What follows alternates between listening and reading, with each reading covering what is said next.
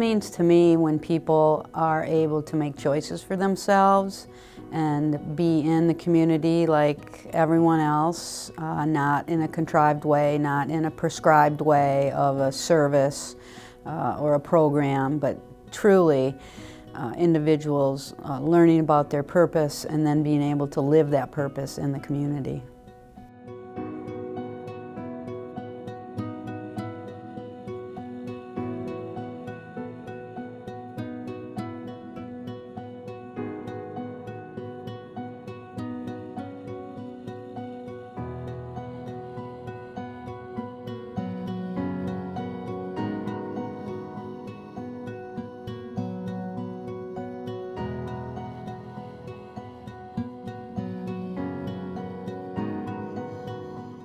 I've used their advocacy services all through Kaylee's life, and it's a vitally important organization for this community, and I wish more people would take advantage of it. Without the leadership of an organization supporting parents, I don't think a lot of things would happen in communities. And the fact that the ARC has been around so long is a testament to how much it's needed, in my opinion. We fill a major educational advocacy gap here in Kalamazoo County, and we're also in 6 other counties for education. And a lot of things in a child's education, in special education, or a child with a disability can get balled up in the system, and the child may not be getting the supports they're entitled to or the right supports. So we help educate the parent. We come around the table with the parent to help educate the school as well. And we're really work in partnership to develop supports, not programs, but the proper interventions that a child would need to be successful in education, and that carries on through adult life as well. You know, once your child's done with school, where are they going to live, where are they going to work? So it's really helping people in advance explore those opportunities based on the purpose of that individual. We first got connected with community advocates and our community advocates in connection with IEPs being held at our school, where we didn't feel supported by the current administration or staff, and we needed someone to help us know our rights and know what was fair to ask for and what we had the right to expect people to do and what were fair accommodations. And that really helped, because knowing that we had those rights empowered us to speak up for ourselves, and gradually we became more and more aware that is really just what we need to do in our lives, that we need to stand up and say, this is what's important, and this is what's basic, and this is what's needed just to be in society and functioning in the educational environment.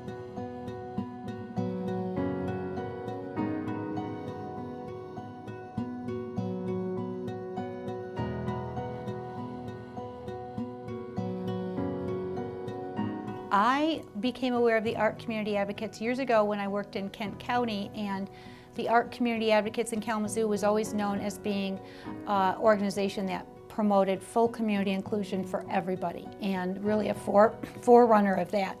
And so I had an opportunity to come down to Kalamazoo and work, and one of the things that really attracted me was working with such a strong advocacy organization like the ARC Community Advocates, and it's been a wonderful partnership. I think Kalamazoo is a wonderful community and is very accepting of all people. Our challenge is to make sure that we are working with people to help them be in their community where they want to be and with whom they want to be, and to support them to do that. Sometimes people haven't experienced the full community and don't know where they want to go or where they want to be connected or where they might fit. And so finding those pathways, I think, is one of our challenges. There's been quite a few times throughout his life where I've needed advocacy with both the group home situation and with school. And medically too, we were very involved in the medical system as well. So I've had 2 or 3 different advocates from community advocates over the years, and that has been primary. If you just have another person show up, then it very often changes the tenor of the entire situation. You know, growing up, I thought prejudice had something to do with race only.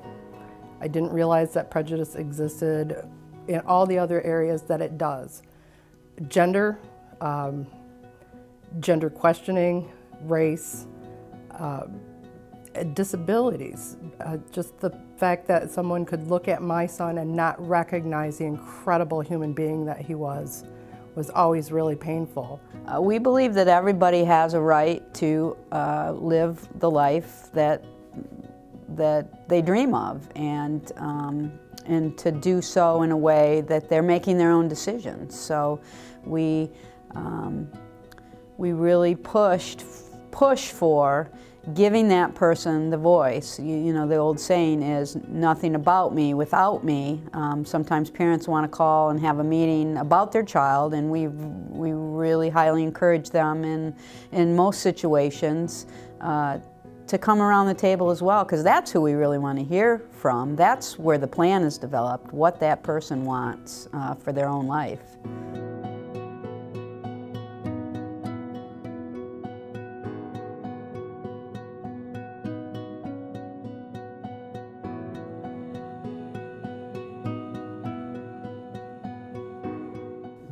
The issue of civil rights and self-determination, we think, overrode anything else. And so, will he make mistakes? Well, if he's like his parents, he will. If he's like all the young people we know, he'll make mistakes. But at the same time, we felt that if he didn't have that freedom and that control, including the freedom to take advice from us, right? Including the freedom to include us as much as he wants to. Without that, we felt his life would be diminished in proportion. We began to experience the need of getting supplementary services. And everyone, many of the people we talked to had very clear ideas about what was needed. And they usually involve spending a great deal of money to them, right? And so something that was extremely important to us about the ARC is that it didn't charge fees. And so it seemed to be, and we still see it as the place to go that doesn't have a horse, doesn't have its own financial interests at stake in helping us think through what the services are. And so that helps us a great deal with trust, and that was very important early on. Then when Joseph began in school, we relied on the ARC for some school advocacy. At this point, we have a great deal of confidence in the school, which we believe this has improved tremendously in their ability to respond to Joseph. But early on, not so much. And so the ARC was very helpful for us in accompanying us to at least an IEP, and that proved helpful.